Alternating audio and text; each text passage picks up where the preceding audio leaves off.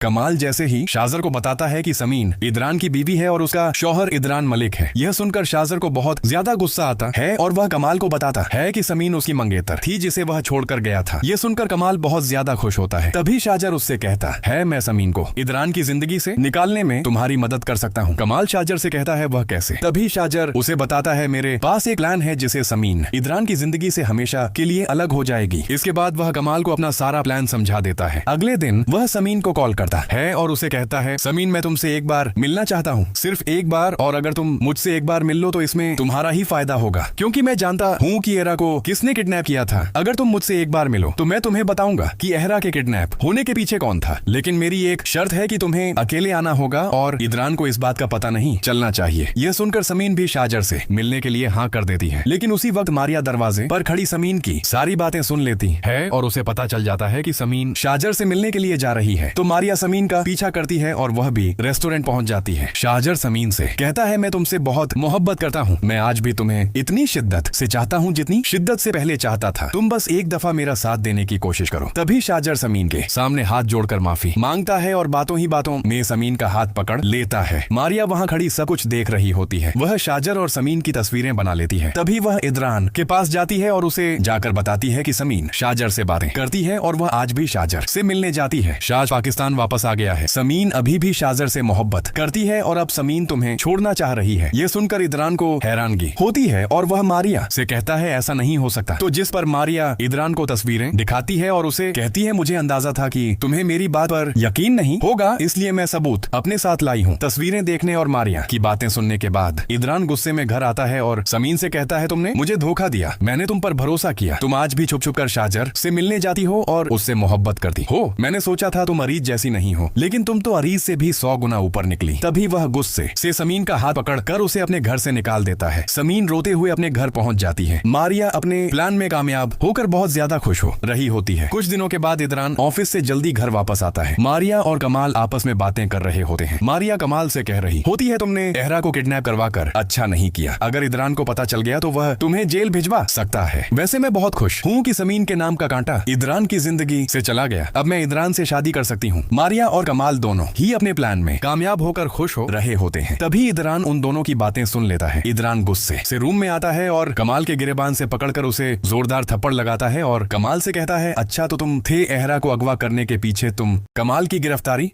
के बाद पुलिस को उसके मोबाइल और लैपटॉप से कई ऐसे सबूत मिलते हैं जो इराहा कि अगवा और समीन के खिलाफ बनाई गई साजिश का पर्दाफाश कर देते हैं। इदरान को जब यह हकीकत मालूम होती है कि समीन को बदनाम करने के लिए जाली पैगामात और तस्वीर कमाल ने तैयार करवाई थी, तो उसके कदमों तले से जमीन निकल जाती है।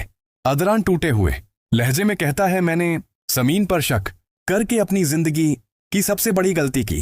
वो बार बार अपनी बेगुनाही साबित करती रही और मैंने उसकी एक बात भी नहीं सुनी। वो फौरन समीन को तलाश करने निकलता है। दूसरी तरफ समीन अपने वालदैन के घर बैठी मुसलसल रो रही होती है। उसे इदरान के अल्फाज याद आ रहे होते हैं और वह सोचती है कि शायद अब उसकी जिंदगी में वापस जाने की कोई वजह नहीं रही। उसी वक्त दरवाजा खुलता है और इदरान अंदर आ जाता है। समीन उसे देखकर हैरान रह जाती है। इदरान की आंखों में आंसू होते हैं। वो समीन के सामने खड़े होकर कहता है, समीन मैं तुमसे माफी मांगने आया हूं। तुम बेकसूर थी और मैंने तुम्हें ही कसूरवार समझ लिया। समीन खामोश रहती है। इदरान कहता है, नी कमाल ने हमारे दरमियान नफरत पैदा करने के लिए जाली सबूत बनाए थे। मुझे हकीकत मालूम हो गई है, इराहा के अगवा में भी तुम्हारा कोई हाथ नहीं था। समीन की आंखों से आंसू बहने लगते हैं, लेकिन वो इदरान से कहती है, नादरान मुझे सबसे ज्यादा तकलीफ इस बात की हुई कि आपने मुझ पर एतबार नहीं किया। मैंने हमेशा आपका साथ दिया, लेकिन जब मुझे आपके एतमाद की जरूरत थी तो आपने मुझे अकेला छोड़ दिया। इदरान सिर झुका लेता है।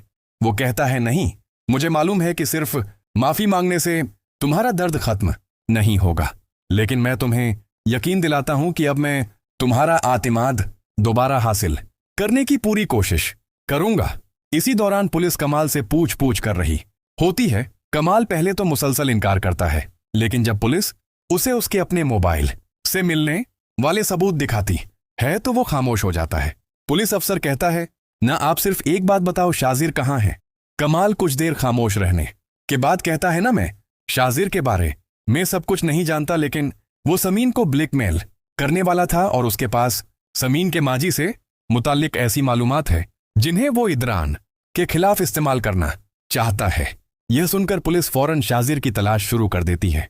दूसरी तरफ शाइला कमाल की हकीकत जानकर मुकम्मल तौर पर टूट चुकी होती है। वो अपने कमरे में बैठी कमाल की तस्वीर देख रही होती है और रोते हुए कहती है, जब मैंने तुम्हें अपनी दुनिया समझा था कमाल, तुमने मेरी मोहब्बत, मेरी दौलत और मेरे आतिमाद तीनों का सौदा कर दिया।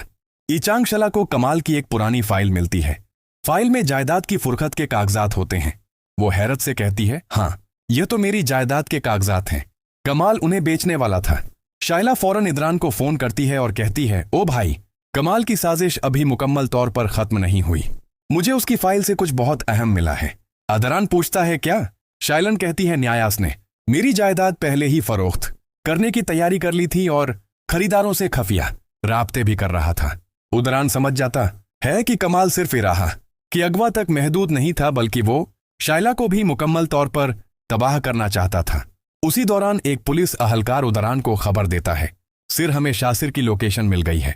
इदरान इसी दौरान एक पुलिस अहलकार इदरान को खबर देता है,